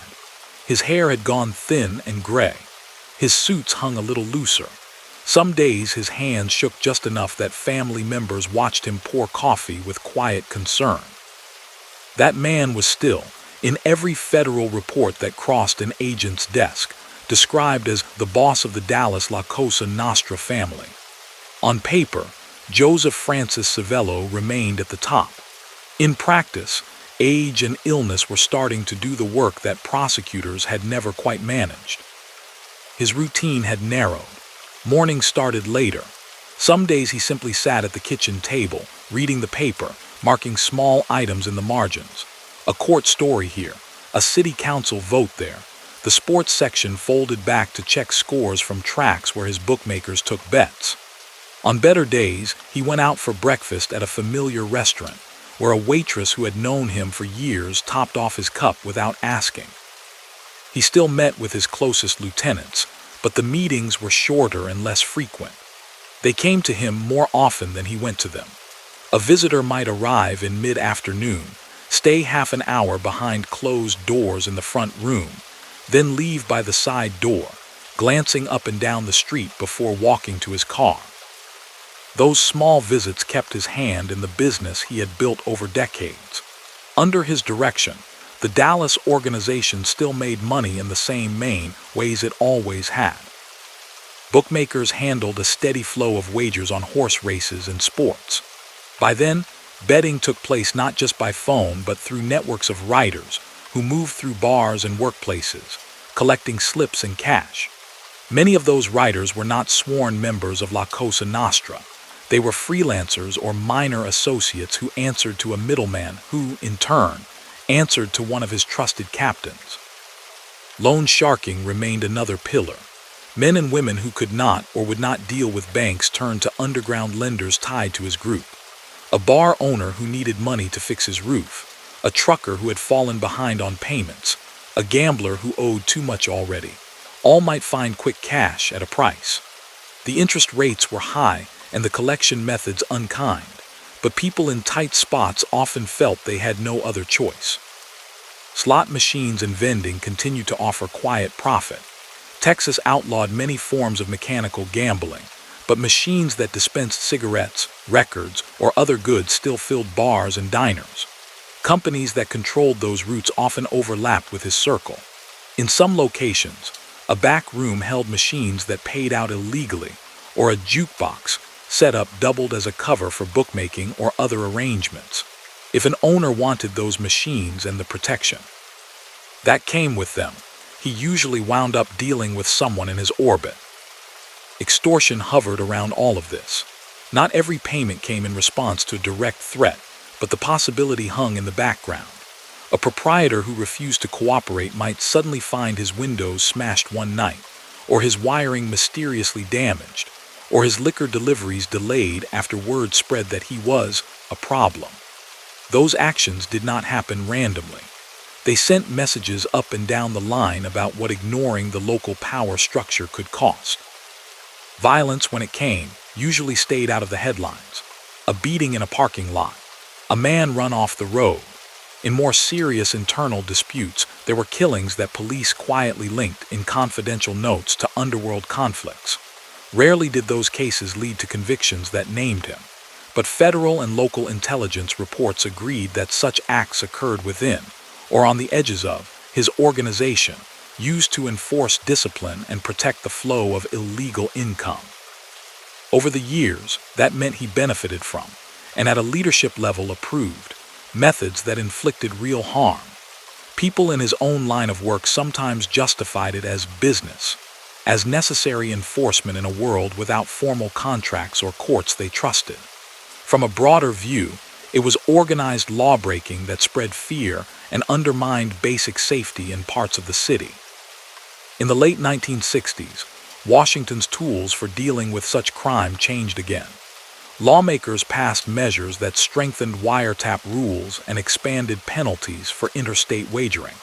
Within the Justice Department, specialized units focused entirely on La Cosa Nostra families in each region. Agents in Dallas compiled detailed chronologies of everything they knew about him: his birth in Louisiana, his early bootlegging, his 1930s narcotics conviction and time in federal prison, his rise under the Piranhos, his succession to the top job, his presence at Apalachin, and the stubborn survival of his rackets into old age. They wanted more than a thick file. They wanted a case that would finally put him in the dock one last time. But the same habits that had protected him for years still held. He did not personally run a betting phone or walk into a bar to make a threat. He used few telephones, and when he did, kept his language vague. He preferred face-to-face talks in settings where hidden microphones were harder to plant. Investigators turned to the people around him. Some of his broader circle landed in trouble for their own actions: drug cases, gambling busts, weapons charges. In plea talks, prosecutors sometimes floated his name, hoping someone would offer to cooperate against him. Most did not. Fear, loyalty, or the simple reality that they did not know enough to satisfy federal standards kept them from making that leap. In those same years, his own body kept giving quiet warnings. Friends noticed him rubbing his chest after climbing stairs, or catching his breath a little longer after a short walk. He had never lived a gentle life. Stress, poor sleep, tobacco, and the unrelenting tension of staying one step ahead of both rivals and law enforcement had worn him down. Doctors' visits increased. Pills joined his morning routine. He did not announce any retirement. Bosses in that world seldom did. Instead, control shifted by degrees. Trusted figures who had been at his side for decades took on more responsibility. They settled disputes among bookmakers, decided which bars could host regular games, and handled contact with allies in Louisiana and elsewhere. When questions came up that touched on territory or on older agreements reaching back to the days of the Piranhos, someone would still go to him, sit across from his chair, and ask, "How did we handle this before?" His answer, even if only a few words, still carried weight. For law enforcement, his presence remained symbolically important. Internal FBI lists for 1968 and 1969 still placed him as the #1 La Cosa Nostra figure in Dallas. Agents driving past his house saw fewer visitors but never crossed his name off the chart. They knew that as long as he lived, people in the underworld would measure themselves in relation to him. Outside those circles, his name meant little. Dallas newspapers in those years spent far more ink on the war in Vietnam, on local elections, on new development deals, on the fortunes of sports teams. Articles about gambling raids or loan shark arrests might refer vaguely to syndicate connections, but rarely printed his name unless a story revisited the Apalachin raid or summarized federal organized crime work across the country. On evenings when he felt well enough, he still appeared at family gatherings and community events. At a wedding in the Italian neighborhood, he might sit at a corner table, greeting older relatives and watching children play near the dance floor. At a church festival, he might stand quietly near the parish hall door, talking with a priest who remembered his long attendance and donations over the years. People who saw only that side of him, soft-spoken, dignified, a little frail, sometimes found it hard to match that image to the one described in government reports. Yet both sides were present in the same person, the family elder and the longtime organizer of illegal business. In 1969, as Congress debated the final language of what would become the RICO law, legislation designed specifically to let prosecutors go after leaders of criminal enterprises for patterns of offenses committed under their direction. He was already in his late 60s. The law would pass in 1970 and become one of the main tools later used to dismantle mafia families in New York, Chicago, and other cities. In Dallas, it arrived just a little too late to be used against the man who had led its Italian organization for nearly 15 years. Early in 1970, his health took a more serious turn. The details of those last weeks never appeared in public transcripts, but the basic facts are clear enough. On January 27, 1970, Joseph Francis Civello died in Dallas at the age of 67, of natural causes. Newspaper notices and later reference works list no violent end, no final showdown with police, just the quiet closing of a life that had walked the line between ordinary respectability and deep criminal entanglement for half a century. Word spread quickly through the circles that had depended on him. For some in his organization, the news meant uncertainty. Who would make decisions now? Would there be a smooth handover to the next man in line, or would internal arguments over succession break out? For his family, it meant private grief and the ordinary tasks that follow any death, choosing a casket, speaking with a priest, calling relatives near and far. His funeral took place in a Catholic church, as expected given his lifelong ties to that faith community. The service followed the standard rites, prayers, readings, a homily that spoke more about redemption and the brevity of life than about specific deeds. The priest did not list his crimes from the pulpit. Funerals in such cases rarely do. They focus on the man relatives knew at their tables, not on the files in government cabinets. Around the church that day, a few unmarked cars sat quietly at the curb. Plainclothes officers and federal agents, some of whom had spent years tracking his movements, watched from a discreet distance as mourners went in and out. They took note of who came to pay respects: restaurateurs, bar owners, men with known arrest histories, figures from neighboring cities.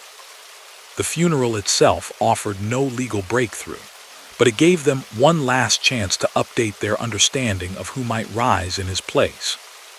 Inside, pallbearers carried the coffin down the aisle. Candles flickered. Organ music filled the space. At the graveside, words were spoken softly as the casket lowered. Whatever secrets he held about particular decisions, about specific violent acts he may have approved or vetoed, went into the ground with him. For Dallas law enforcement, his death marked the end of a long pursuit that had never produced the kind of decisive courtroom moment many had hoped for. They had interrupted operations, jailed subordinates, and forced adjustments in his business. They had exposed him in national hearings and memos, but they had never fully dismantled the structure he led while he was alive. That task would now fall to the next generation of agents and prosecutors, who would use new laws and new methods to go after the men who stepped into the space he left. The Dallas Italian organization did not vanish overnight when he died. It shifted, adapted, found new leadership. The networks of gambling, loans, and quiet intimidation he had helped build continued, at least for a time, under other names on federal charts. Yet his passing also signaled the end of a particular era. He represented the bridge between the first Sicilian immigrants who came to Texas at the start of the 20th century and the more modern, scattered underworld that operated in the 1970s. He had known the Perannios personally, had lived through bootlegging, through the Great Depression, through war, through Apalachin, through the Kennedy years. When his coffin settled into the Dallas soil, a living link to that whole history disappeared.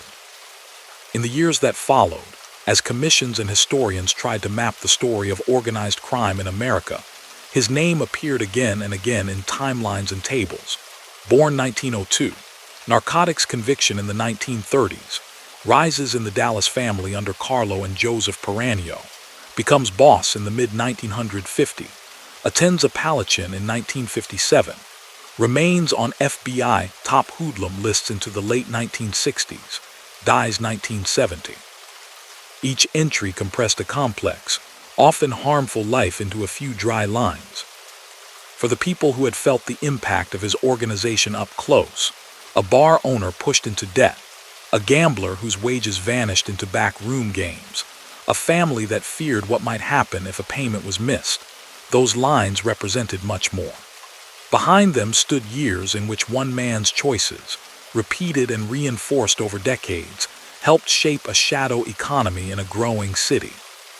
What came after him, how his organization adjusted, how law enforcement finally shifted the balance, and how Dallas's underworld changed in the decades that followed, would become a separate chapter.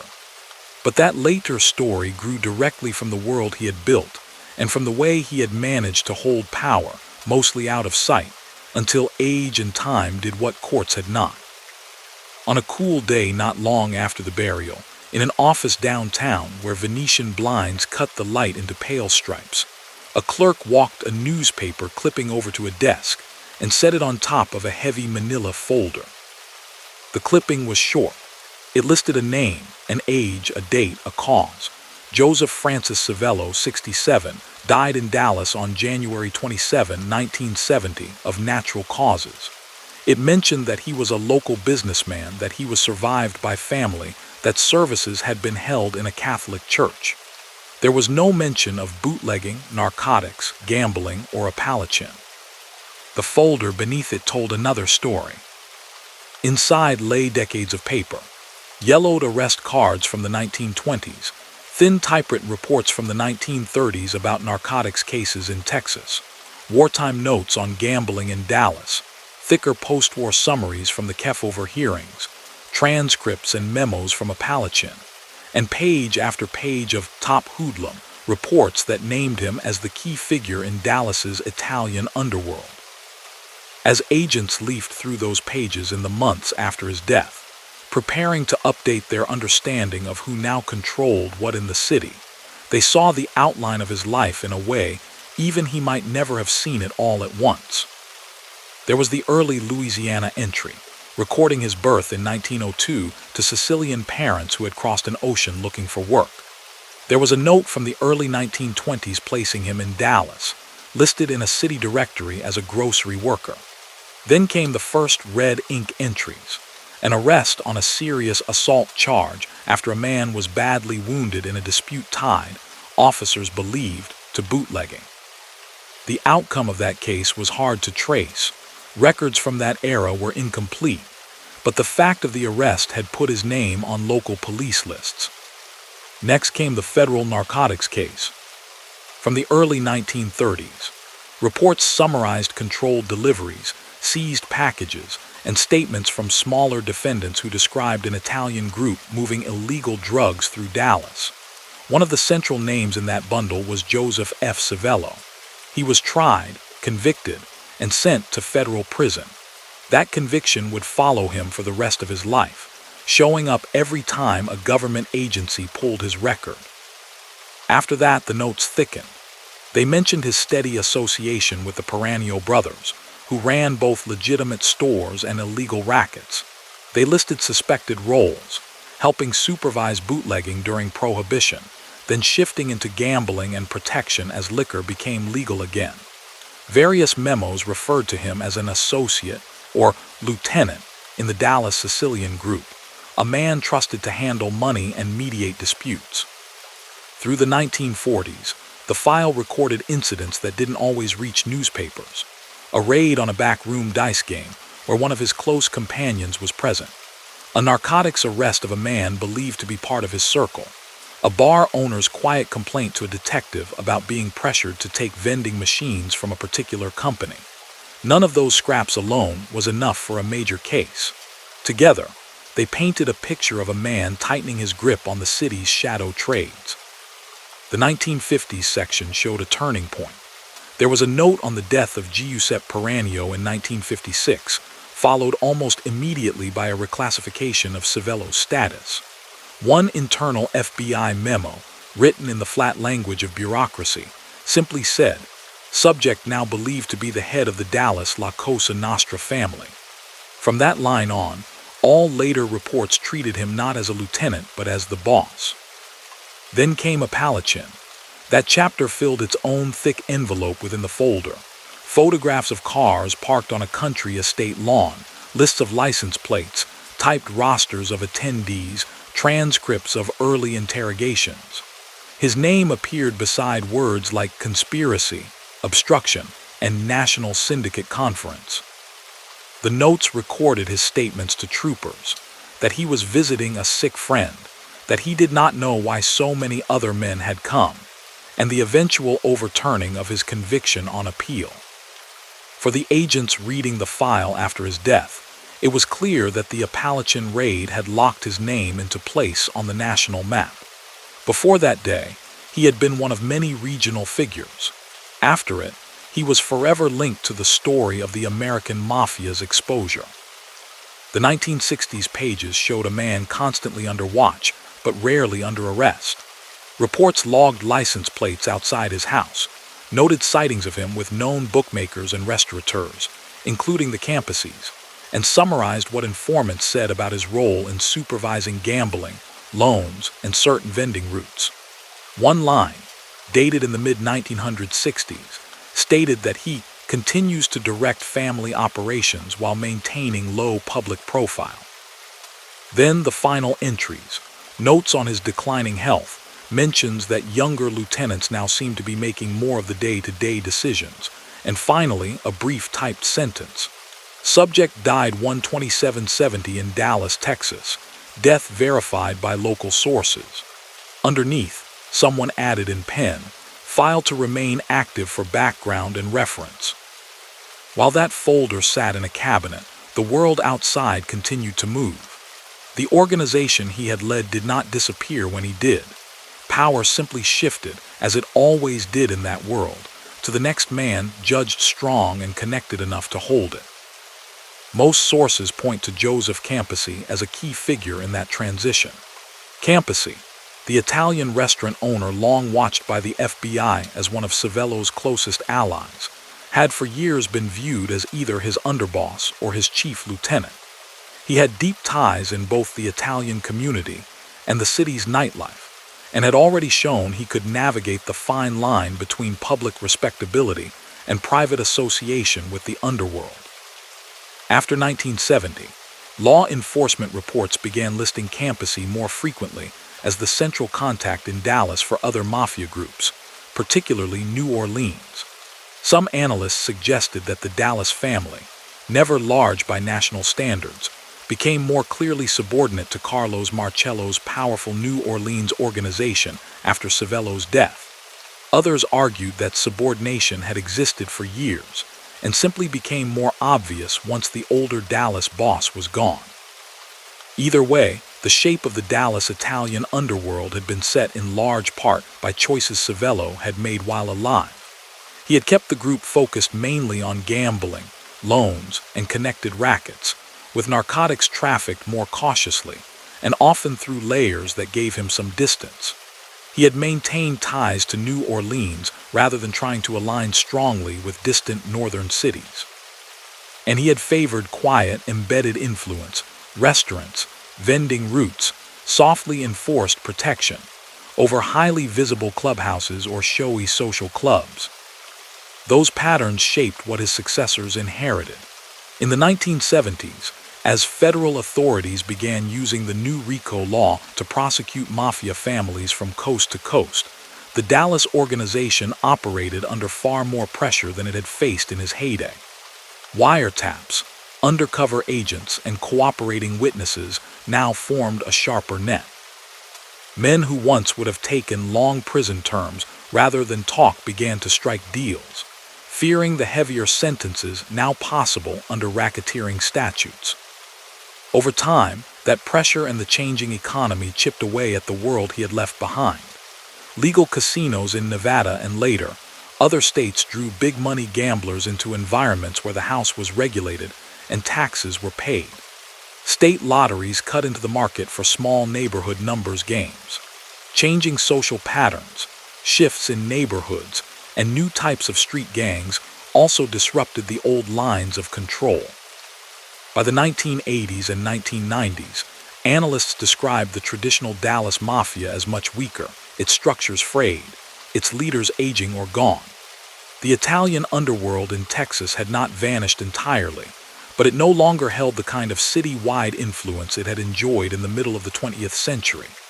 New forms of organized crime, drug cartels, motorcycle clubs, looser ethnic gangs, grabbed more of law enforcement's attention. Through those decades, the name Civello remained mainly in history sections. When congressional staffers or journalists put together background reports on organized crime, they listed him as part of the first generation of American mafia bosses in smaller cities, a man whose life connected local rackets in Dallas to the broader national system exposed by Apalachin and Apalachin. Historians interested in the Italian experience in the American South mentioned him as one example of how immigrant communities could give rise to both deeply law-abiding families and, in smaller but powerful numbers, to figures who turned shared language and background into tools for criminal control. They traced how his path diverged from that of many of his neighbors, how the same tight networks that helped some people climb honestly out of poverty helped others, like him, build clandestine empires based on fear and corruption. They also noted how incomplete the record remained. For every documented arrest, for every named narcotics shipment or raided card game, there were almost certainly many more incidents that never reached paper. Leaders like him worked precisely to keep their own fingerprints off daily wrongdoing. Their official files showed only the tip of what they oversaw. Even so, certain facts stood solid. He had chosen, early on, to accept a role in bootlegging and then in narcotics, knowing both were against the law and that both carried serious penalties. He had maintained his place in an organization that used violence and threats to enforce illegal debts, protect gambling territory, and silence potential witnesses.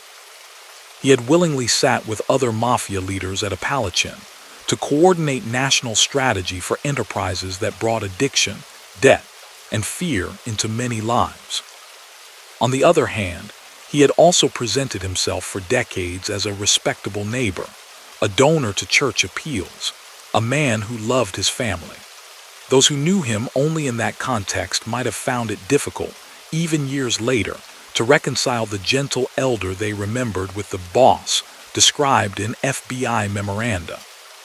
That tension between affection within a narrow circle and harm done to the wider community runs through the story of many organized crime leaders. In his case, it meant that memories of him differed sharply depending on who you asked.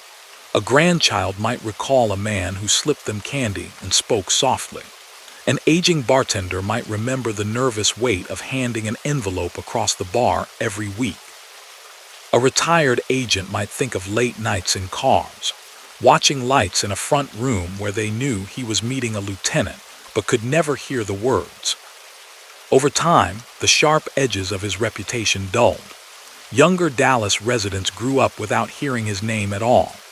Books and reports that mentioned him reached mostly specialists, students of organized crime, law enforcement historians, people tracing family trees in old Sicilian communities. Yet if you pull back and look at the long curve of his life, from the early 1900s to 1970, you can see how deeply his story is woven into the history of his chosen city. When Dallas was still small, he arrived as a young immigrant trying to gain footing. As it boomed with oil money and wartime factories, he helped build a parallel economy that skimmed profits from gambling, lending, and fear. When it drew the world's eyes in the 1960s, he watched from the shadows, hoping that attention would pass him by. His death closed a personal chapter but did not erase the marks he left. The structures he built persisted for years. Some of the habits he helped entrench, cash businesses designed to avoid scrutiny, quiet payoffs, the expectation that certain corners of city life belonged to illegal operators, took a long time to unwind. For Dallas as a whole, the story of Joseph Civello became one reminder that a city's growth includes not just skyscrapers and stadiums, but also hidden networks that profit from vice and vulnerability. For the people who study such things, his life offers a case study in how one man, starting with very little, can rise within a secretive system and hold power for decades, even under the gaze of determined investigators. In the end, what remains are fragments, fatting photos, clippings, arrest records, confidential reports, scattered memories. Together, they form the clearest real-world picture we are likely to have of the man who sat in back rooms of Dallas taverns, spoke in low tones about games and debts, slipped quietly in and out of the national spotlight at Apalachin, and carried to his grave the unspoken details of a long career on the far side of the law. Years later, long after the church bells had fallen silent over his grave, people still knocked on old doors in Dallas asking about him. A retired detective, cleaning out a closet, might come across a cardboard box filled with notebooks and photographs. An historian digging through National Archives files in Maryland might tug a thick folder from a cabinet and find his name on a cover sheet. A distant relative thumbing through family papers might spot a brittle clipping about a Dallas man arrested in a drug case before the war. None of those people knew him as he had been in the 1920s or 1950s. They knew only fragments. Yet taken together, those fragments form nearly everything that can now be said with confidence about Joseph Francis Civello. Most of what is known comes from law enforcement files. When the Freedom of Information Act made it possible for researchers to request old FBI records, his name appeared on lists of subjects worth examining. The Bureau eventually released portions of its Dallas field office reports, with sensitive parts blacked out. Those pages confirmed much of what had only been guessed before. His early conviction under federal narcotics laws, his long association with the Peranio brothers, his attendance at Apalachin, his status in internal FBI charts as the recognized head of the Dallas crime family from the 1950s until his death. Local police records filled in earlier years.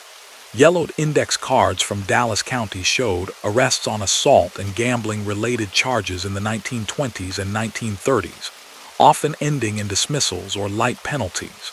Newspapers of the time hinted at disputes, shootings, and raids, sometimes nomming him, more often placing him on the edges of events described vaguely as gang trouble or syndicate disputes. Oral histories from the Italian community added another layer. Men and women who had grown up in Little Italy, near downtown produce warehouses and small groceries, remembered older relatives speaking his surname quietly. A few recalled seeing him at church, always dressed neatly, always respectful toward priests. Some knew never to ask too many questions if an uncle referred to Joe with a certain tone.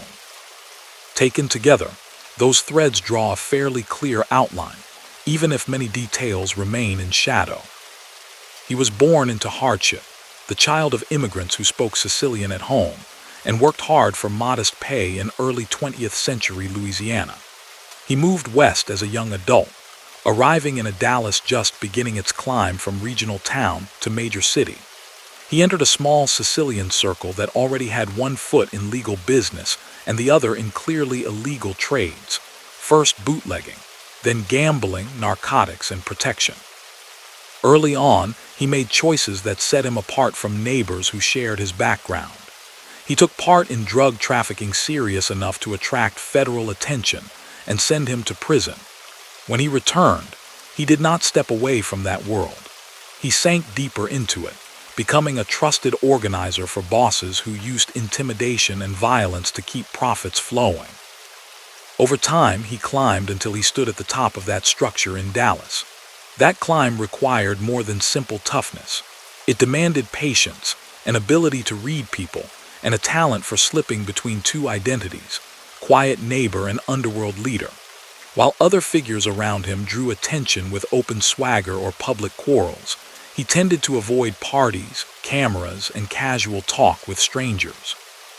Those habits helped him stay out of courtrooms, even when police and agents were sure he was guiding much of the illegal betting and loan sharking in the city. When historians compare him with more famous crime figures, certain contrasts stand out. Chicago's Al Capone lived only into his 40s and spent much of the 1930s in federal prison for tax offenses. New York's flashy bosses often appeared in newsreels and gossip columns. By contrast, Civello's name rarely reached the front page during his lifetime. He seemed to prefer influence without fame, perhaps understanding that the more the general public knew his face, the more difficult it would be to conduct quiet business. He also operated in a place many Americans of his era did not associate with organized crime. Dallas, in mid-century national imagination, was a city of oilmen, ranchers, and later, suburban homeowners and office towers. When national committees held hearings on the Mafia, they spent more time on New York docks, Chicago's Loop, or New Jersey suburbs than on Texas. That gap allowed his organization to grow with less early scrutiny than similar groups received elsewhere. Even so, the pattern of harm resembled what was seen in bigger cities. Wherever he and his people did business, certain warning signs appeared. Illegal card games that quietly drained wages, bookmakers who encouraged wagers they knew most bettors would lose, loan collectors whose visits made small business owners dread nightfall, and always in the background the possibility of beatings or worse if someone resisted too strongly or talked to police.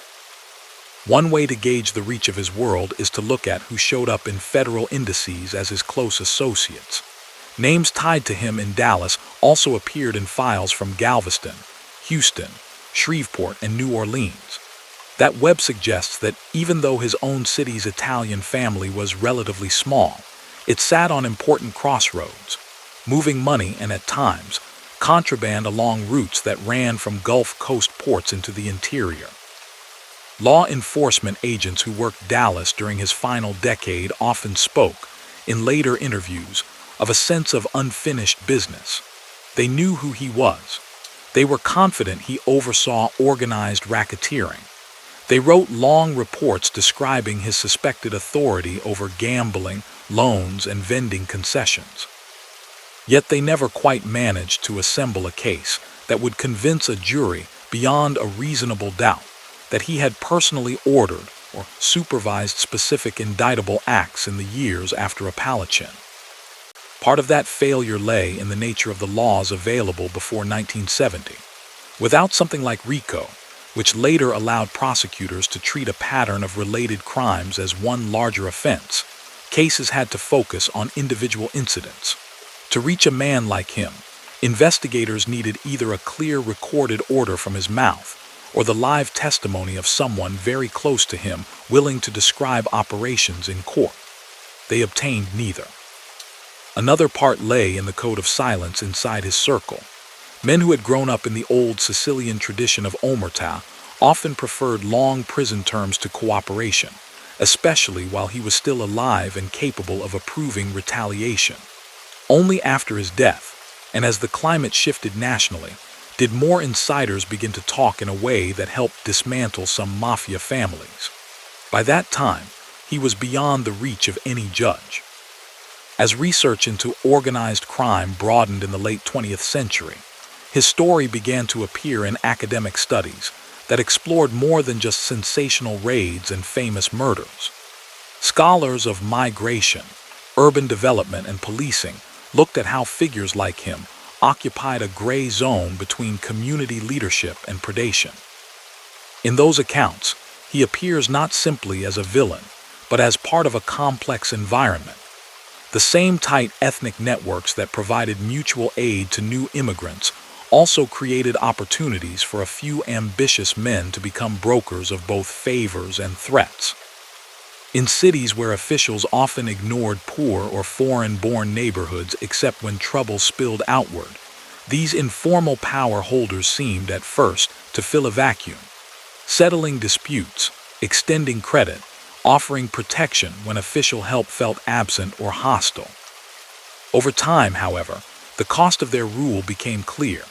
Money that might have gone into household savings or legitimate investment instead fed illegal games and loan payments. Honest shopkeepers who refused to play along faced subtle harassment or worse, tilting the local market toward those willing to cooperate with criminal groups. Some police officers and minor office holders, tempted or intimidated, began treating the demands of racketeers as just another part of doing business, weakening public trust.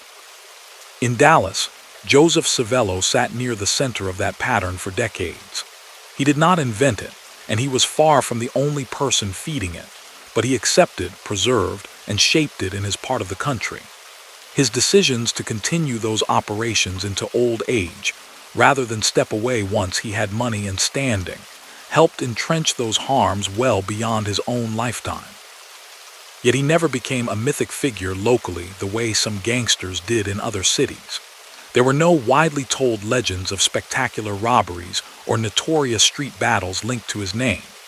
Many who dealt with him did so quietly, in small rooms, over sums that mattered intensely to them but did not draw headlines. That low profile blunted any temptation to romanticize him later as a folk hero.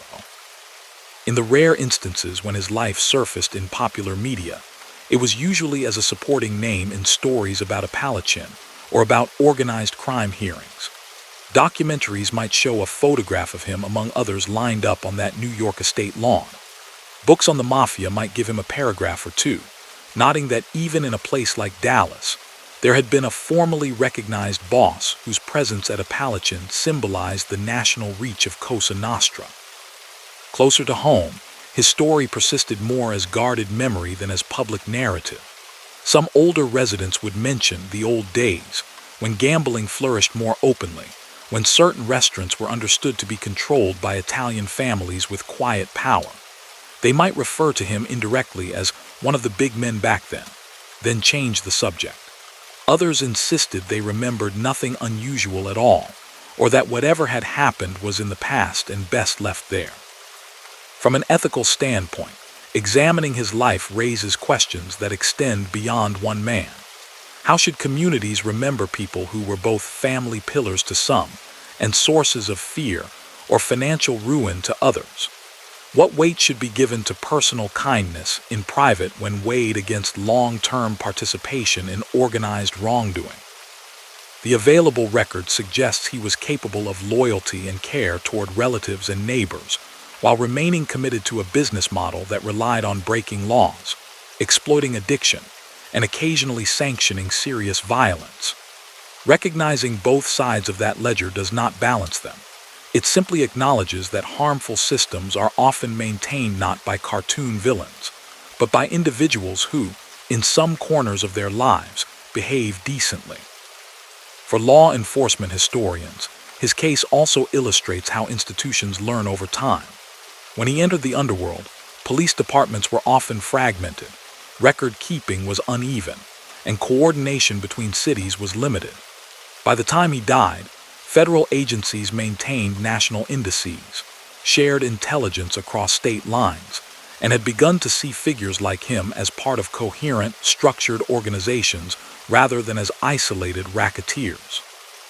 The tools that eventually broke many mafia families, comprehensive racketeering laws, long-term undercover work, broad use of electronic surveillance, and witness protection programs designed to encourage insider testimony, were either absent or still developing during the years when he was most active.